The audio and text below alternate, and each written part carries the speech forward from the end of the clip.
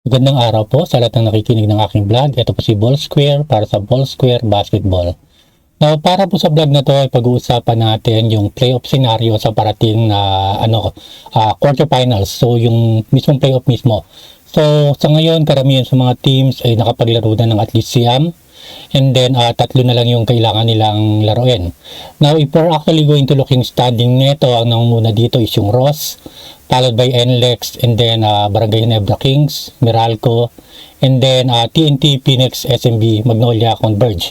And then sila yung parang nasa top 9 na pwedeng pumasok sa quarterfinals.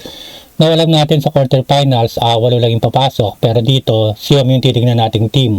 Now, hindi ko nasasama dito yung sa Terra Firma, Titan Ultra, Blackwater, tsaka MBK, kasi medyo parang sa tingin ko alanganin na sila pumasok. Now, if you're actually looking yung sa standing nito, yung sa Terra Firma especially, may chance pa silang pumasok eh. Kasi kung may papanalo nila yung remaining games na tatlo, yung standing nila will be 6-6, so may chance pa rin na pumasok, pero yun nga, because yung history na rin ng Terra Firma na medyo alam natin kung ano yung nangyayari sa team na to, after winning 3 games in the start of the elimination, bigla na lang sila natalo ng 6. So, parang hindi na nakakagulat. So, I'm actually not expecting Terra Firma to win any more games. O mananalo man sila, siguro isa lang or dalawa. Pero ako, in my history, in observation of this team, they will probably not win any more games. So, pwede natin sabihin na hanggang 3 lang yung panalo nila. Now, ang pagtutuunan natin ng pansin dito, etong Siam, kasi wala yung papasok, and then Siam yung nag-aagawan. Now, what I'm going to do is I'm going to project yung magiging final standing nila, and then kung sino yung magtatapat sa quarterfinals at saka kung sino yung papasok sa quarterfinals. So, automatically, pwede ko na sabihin agad na isa rito sa kanila ang matatanggal at yun ang alamin natin dito. Now, again, disclaimer lang sa mga makikinig sa akin. This is just my own estimate. So, estimate ko lang to. So, pwede pa rin magbago yung mga positioning nila, pero based on a projection na gagawin ko, pwede na tayo makagawa ng rough estimate kung sino yung magiging number 1 up to number 8. Balikan po natin yung siyam na team na pwedeng naglalaban para sa quarterfinals. So, that is Ross, NLEX, BGK, Meralco, TNT, Phoenix, SMB, Magnolia, at Converge. Now, pag tinitingnan natin yung mga remaining games, most of them, 3 na lang yung laban na talagang pagtutuunan nila ng pansin. Except for Meralco na 5, and then yung Converge, 2 na lang yung laban na pagtutuunan nila ng pansin. So, yung dito, probably itong unang 3, pasok na to sa quarterfinals because 8 wins and 7 losses na sila eh. That is Ross, NLEX, at saka BGK. Medyo delikado dito yung Meralco hanggang Converge. Kasi ang mangyayari dito, especially yung sa SMB at saka yung sa Magnolia, hindi even TNT, pwede pa silang pumasok sa bottom 4. So, susubukan nilang iwasan yan. Now, ang gagawin ko rito para makakuha tayo ng final estimate kung ano yung magiging standing is that, alamin natin kung ano yung magiging laban ng mga teams, yung mga next na kalaban nila yung natitira pa. And then, of course, ang basis natin dito, kasi hindi naman natin bibigyan ng talagang in-depth analysis kung sino yung mananalo o kaya matatalo. Kapag ang team na nakalaban nila, sabihin natin contender din, o malakas din, alalagyan lang natin ng grade na mid.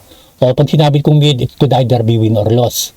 So pag win or loss siya, nang ibibigay ko lang na parang score dyan is plus 0.5 o kaya negative 0.5. So kasi pwedeng matalo at saka pwedeng manalo. Pero kapag nakalaban nilang team naman is yung mga mukhang wala nang pasok sa quarterfinals at saka naglalagay, kumbaga baka drop pick na lang yung nahabol neto, ilalagay na lang natin na high, ibig sabihin automatic na panalo. Now, I'm going to start this one with Rain or Shine. So, Rain or Shine has 8 wins and 1 losses, and then they have 3 remaining games. So, yung 3 remaining games nila is NLEX, Ginebra, at saka Titan, sunod-sunod yan. So, sa NLEX, ang chance nila manalo is mid, which means pwedeng matalo, kaya pwedeng manalo. So, plus 5 at saka negative 0.5 ang ilalagay ko. And that is the same with Ginebra kasi malakas din na team to eh. So, pwede silang matalo, pwede silang manalo.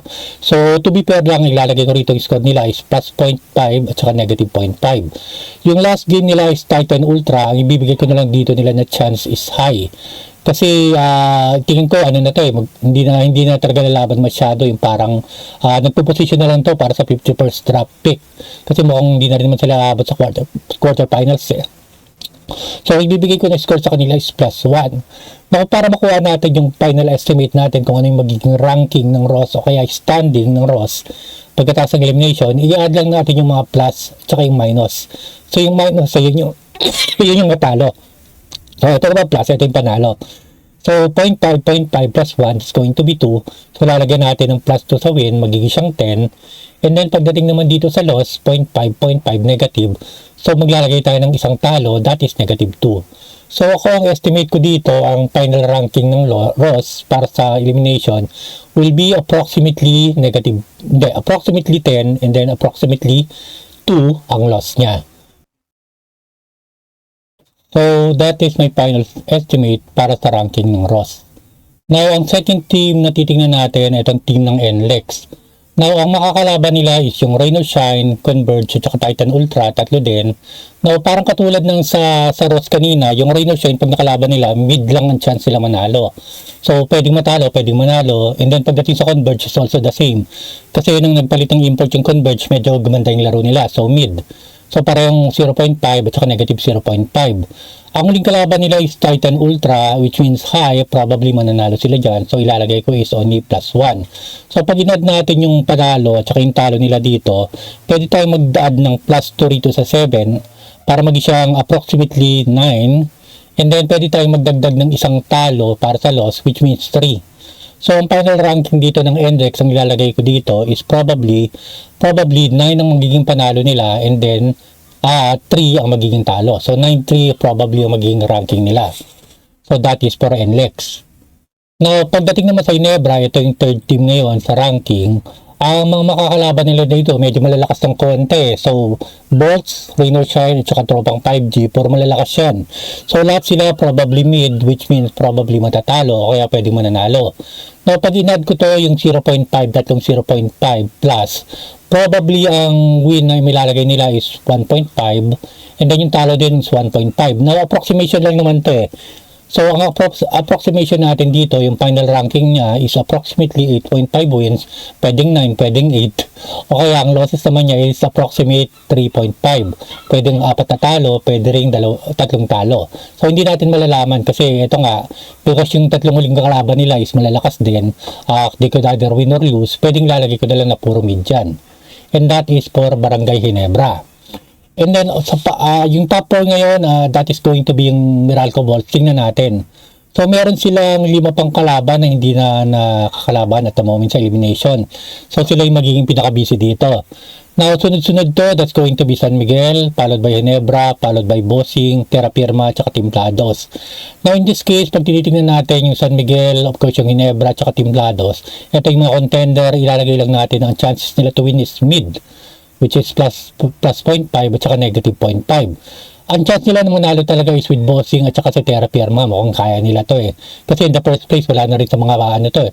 Wala na rin sa quarterfinals, so pwede na siguro. So pag inad natin lahat yan, ang mangyari dyan, ang estimate natin na magiging final ranking ng Bolts will also be negative, hindi pala negative, approximately 8.5 ang wins and then approximately 3.5 ang losses. So ibig sabihin it could be 9 wins or 8 wins o kaya 4 loss or 3 losses.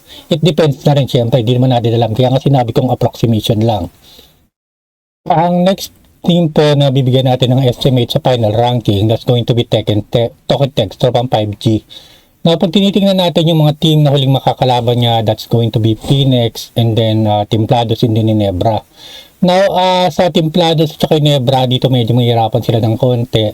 Ilalagay ko lang na mid. So, meron silang plus 0.5 at saka negative 0.5. So, that is both for Magnolia at saka Ginebra. Yung Phoenix, ilalagay ko na lang na high yung chance na manalo kasi yung Phoenix, although maganda naman yung pinapakita nila sa elimination, parang in the end of the elimination, parang may nakikita na ako mga red flag dito sa team na to eh, na parang kaduda-duda. Especially yung last game nila na parang bigla na nagkaroon ng sakit yung import na hindi nila may paliwanag. So dito, probably ilalagay ko na lang na high yung chance nila to win. So ang estimate natin dito para sa TNT, yung final standing niya will be approximately 8 wins and then approximately 4 losses. So that is for TNT. Pagdating naman sa next team natin, ito yung tinatawag nating Phoenix Fuel Masters. Maganda yung pinakita ng simula, pero yung pagdating ng pinakadulo, mukhang medyo umaalagwa na sila ng konti. So, titignan natin yung mga remaining teams na makakalaban nila. That's going to be Tropang 5G, Macau Black Knights, tsaka yung San Miguel Beerman. Now, in this case, yung dalawa rito, makakalaban nila sa contender, ilalagay ko na lang na low. Low, ibig sabihin, maliit yung chance sila na manalo. So, because nga parang medyo masama yung pakiramdam ko ngayon sa Phoenix Fuel Masters eh. So, may chance sila pero hindi ko alam kung ano na yung takbo ng team na to ngayon eh. So, ilalagay ko na lang na low. So, low, ibig sabihin that is negative 1, hindi siya positive negative, 0.5. Low talaga, that's negative 1, which means talo sila dyan. Pagdating naman sa Macau, pwede silang manalo dito pero yung Macau could actually prove to be a spoiler eh. Kasi yun nga, pwedeng gusto nila yung ano lang, manalo na lang sila. Parang gano'n. So, pwedeng mid na lang din. So, they can either win or lose. So, plus 0.5 at saka negative 0.5. So, ang final standing estimate ko rito sa Phoenix will be approximately 5.5 wins and then approximately 6.5 losses. So, pag ganyan, pwede natin i-round up. Pwedeng 6 wins, pwedeng 5 wins, pwedeng 7 losses or kaya 6 losses. Depende na yun kung ano yung mangyayari. Pero yun nga lang, I think yung laban nila sa 5G at sa Beerman, matatalo sila dyan. So ano ko lang yun, estimate ko lang yun sa ngayon. So that is for Phoenix Fuel Masters. Ang next team na titignan natin yung estimate, ito yung nag-struggle with San Miguel Beerman. So nangyari kasi dito, palit sila ng palit ng import. Pagdating ngayon dito, hindi na malaman kung si Botak is actually good, pero yun nga lang yung mga local na ito, medyo hindi maganda yung nilalaro eh. So, ngayon meron silang standing na 4 wins, 5 losses. Probably papasok naman sila sa quarterfinals. Ang makakalaban nila dito is yung Bolts, Terra Firma, at Phoenix. So, sa Terra Firma at sa Phoenix, probably mananalo sila dyan. Kaya nila ipanalo yan. So, probably high, that is plus 1 vote. Pero sa Bolts, medyo mahirapan sila ng konti. This is also a contender. So, plus 0.5 at saka negative 0.5. So, ang final estimate ko ng ranking sa San Miguel is approximately 6.5 wins, and then approximately 5.5 loss. So, pwede maging 7 win o kaya 6 wins. Pwede rin maging 6 losses at saka 5 losses.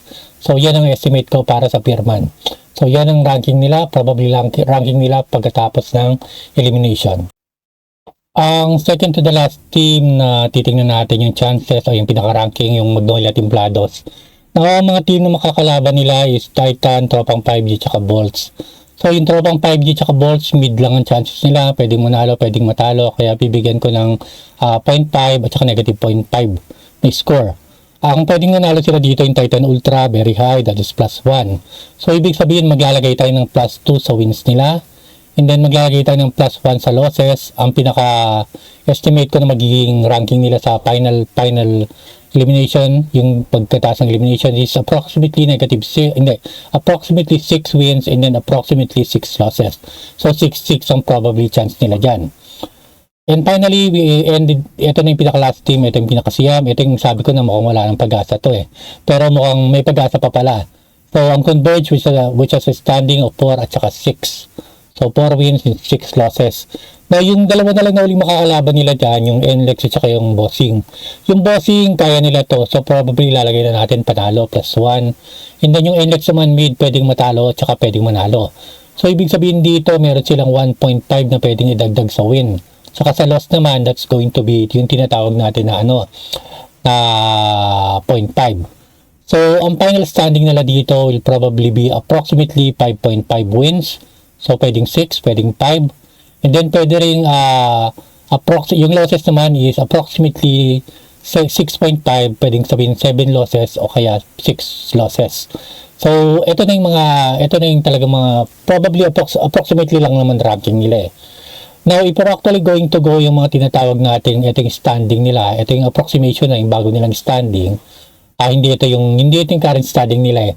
So, makikita natin na ganito na yung pagkakalagay niya. Now, if we're actually going to arrange it in an order na malalaman natin kung saan yung ranking, so, ano pa rin yan? So, Cross still leads, and then followed by NLEX, BGK, Meralco, and then sila yung top 4. And then, of course, yung TNT, yung SNB, Magnolia, Converge, saka Phoenix.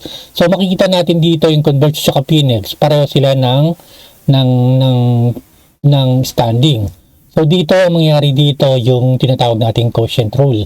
Yung quotient dito, pag oras na sila, nagpantay lang ng panalo at saka talo, ibig sabihin nito, ang ranking will be mapupunta sa converge, yung mas mataas na ranking. So pag nirarank natin to, ganito yung tsura nito eh. So dito yung rank nito, Paros number 1, yung NLEX number 2, yung BGK at saka yung Meralco maglalaban pa rin sila. So hindi natin alam kung sino rito yung mananalo. So kung sino yung mananalo, siya yung magiging number 3. And then kung sino yung matatalo, siya yung probably magiging number 4. Pero of course alam natin yung TNT, pwedeng maging approximately 8 pa rin yan. So mangyayari dyan, depende sa magiging laban ng Meralco at saka TNT. Kapag natalo ng TNT yung Meralco at maglalaban pa rin yata sila, so tingnan natin, balikan natin yung sa Meralco kung maglalaban pa sila. Ay, hindi na pala sila maglalaban. So, babalikan ko na lang, hindi ko maalala kung sino yung nanalo sa kanila. Parang natalo nila yung Meralco eh. So, ay, natalo nila yung TNT yata eh. So, kapag sabihin natin yung Meralco naman at yung TNT, pareho yung naging standing, labang pa rin yung Meralco. So, number 4 pa rin sila sa ranking. So, yung TNT will have the 5th rank. SMB naman will have the 6th rank.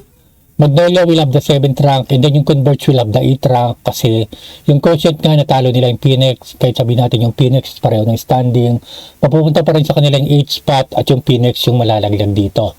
Now, ito, pag tinitignan natin dito kung ganito yung kalalabasan ng mga maging ranking, dito na tinatawag natin yung pwede nating positioning ng yung mga teams. Now, yung Ross, kung sakali sila yung maging number 1, probably ayaw nila makalaban yung Converge eh, kasi yung Converge nung napalitan ng import, parang gumanda na yung laro. So, it's going to be a problem. Ang talagang probability na target dito na makalaban ng mga nasa top 4 is probably Magnolia. Hindi SMB at saka TNT kasi malalakas din yung mga yan eh.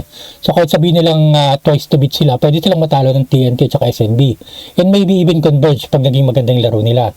So, ang tinatarget nila dito sa mga nasa bottom 4 will probably be Ginebra. Yun yung pinaka team na pwedeng malaking chances nila manalo. So yung Ross, ang gusto talagang iwasan nila dito lagi will be yung TNT at saka yung SMB. Whether that is quarterfinals o kaya yung tinatawag nating semifinals. Yung NLEX, probably ang gusto nilang iwasan yung Ross, TNT at saka SMB. BGK, probably the same, Ross, TNT at saka SMB.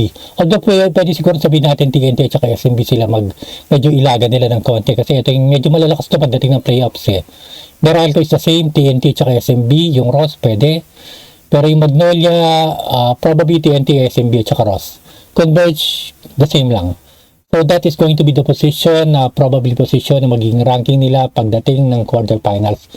And again, ulitin ko, that is only an approximation, estimate ko lang yan eh. Pwede rin hindi yan ang mangyari kasi alam mo na, yung iba pumiposition pa rin.